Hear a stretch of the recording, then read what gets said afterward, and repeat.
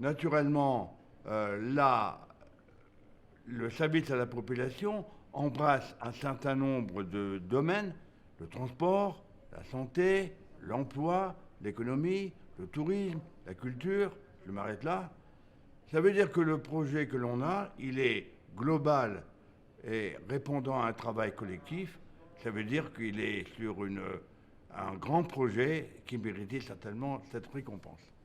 Donc pour réaliser la coopération sur les mobilités et plus particulièrement en viser la mobilité durable, on a recruté une chargée de mission qui en fait est partagée entre les trois territoires et qui remplit un certain nombre de missions pour le compte de nos trois territoires. Alors pour certains aspects, elle va pouvoir intervenir plus directement au service de l'un ou l'autre des PETR.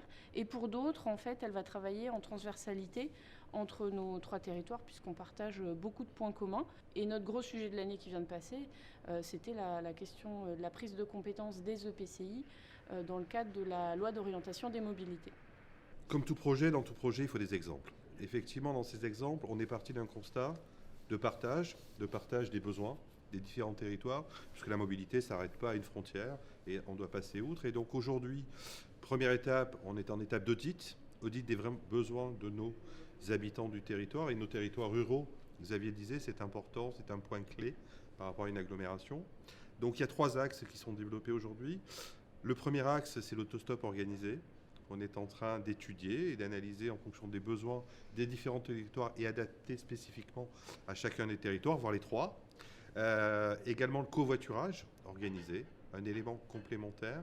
Et puis pour finir, une étude qui est, nous l'espérons, financée prochainement par l'ADEME, je pense.